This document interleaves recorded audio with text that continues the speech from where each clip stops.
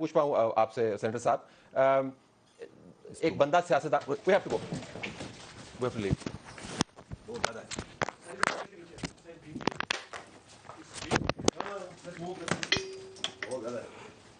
Dollar नहीं संभल रहा, सैलाब आ गया, फिर अब जल्जला आ गया, ये क्या हो क्या रहा है।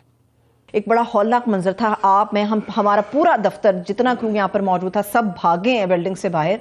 ये कितनी शिद्दत थी और कितना हौलनाक था ये जल्जला था 7.7 रेक्टर स्केल का। तुर्की में जो जल्जला आया है और शाम में जो जल्जला आया जिसने इतने बड़े पैमाने पे तबाही मचाई है नाजरीन, वो जल्जला था 7.8 रेक्टर स्केल का। सिर्फ 1 रेक्टर स्केल का फर्क है नाजरीन। कैसे करोड़ों का माल छोड़कर नफसा नफसी के आलम में भागे हो। मैं गाड़ी में था और गाड़ी में मुझे जल्जला, खड़ी गाड़ी में मुझे जल्जला महसूस हुआ।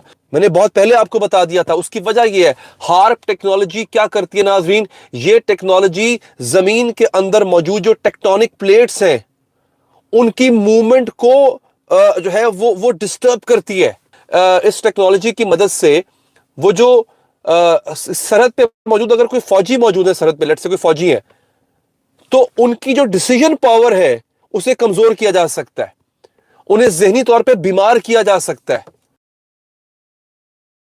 पहले जो है मुझे रिपोर्ट करने का उस वक्त मौका मिला कि उसने कहा जी पाकिस्तान, इंडिया और नेपाल का जो ये फॉल्ट लाइन है, इधर जो है 7.8 का गलबन उस वक्त आया था, if I am not wrong. उसने कहा जी रफली 7.8 का ना सिर्फ के आने का इम्कान है बल्कि इनएविटेबल है, ये लेट हो चुका हुआ है, तो इस एरिया में बहुत ज़्यादा ख़तरात हैं।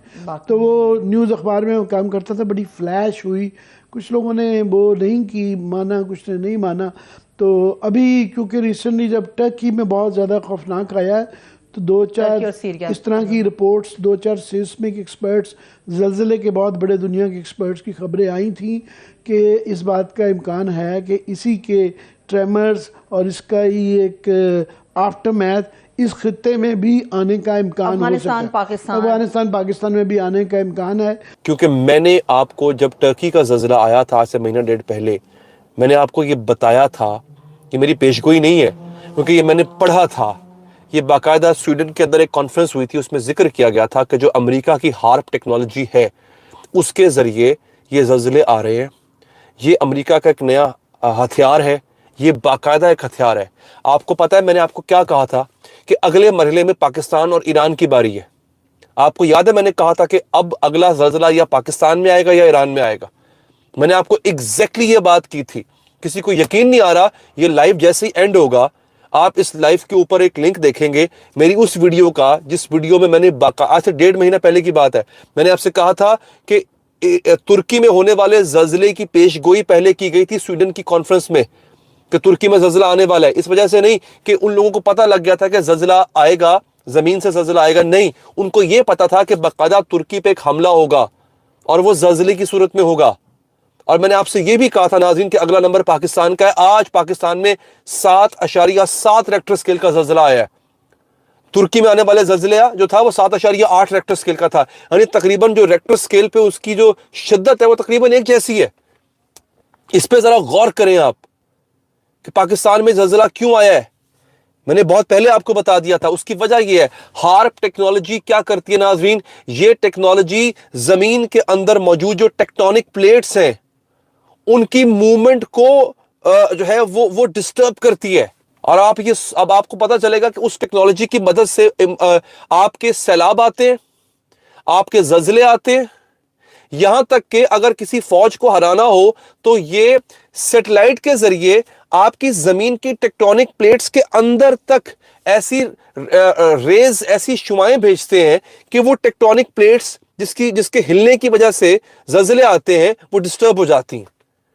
और यहां तक लिखा हुआ था नाज़रीन कि इस टेक्नोलॉजी की मदद से वो जो सरहद पे मौजूद, अगर कोई फौजी मौजूद है सरहद पे, लेट से कोई फौजी है, तो उनकी जो डिसीजन पावर है उसे कमजोर किया जा सकता है, उन्हें जहनी तौर पे बीमार किया जा सकता है। ये आपको लिटरली आपको शायद अजीब लग रहा होगा, मैं दोबारा ये आपको बता रहा हूं, میں نے 1.5 مہینے پہلے آپ کو بتایا تھا کہ امریکہ یہ کرنے جا رہا ہے اور یہ ہوگا. اگلے حملے آپ کو اس طرح ہوں گے, سیلاب آئے گا, زلزلہ آئے گا. سیلاب آیا, ترکی میں زلزلہ آیا تھا, میں نے آپ کو بتایا کہ زلزلہ اگلا زلزلہ پاکستان اور ایران میں آئے گا. پاکستان میں زلزلہ آیا, پورے پاکستان میں اس کے جھٹکے آئے ہوں گے اور لوگ پینک ہوگا. اور بس ہم پہلے سب سے تو دعا کر سکتے ہیں کہ خیریت رہی ہو اور کوئی بہت زیادہ یا بالکل بھی کوئی جانی نقصان نہ ہوا ہو. میں خدا کرے یہ فی الحال دعائیں ہیں. اور یہ ابھی اس کے متعلق تھوڑا سا ہم کوشش کریں گے اپنے مختلف علاقے میں کورسپونڈنٹ سے بات کرنے کی.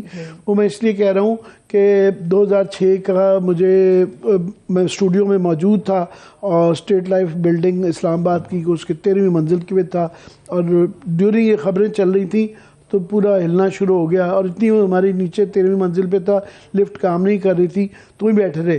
پوائنٹ یہ تھا کہ شروع میں پہلے 10-12 گھنٹے تک جو ہے وہ ماگلا ٹاور اسلام آباد کا گرا, کیونکہ وہ تھا اسلام آباد کے بیچ میں, تو سارا میڈیا اسی کو ڈسکس کرتا رہا.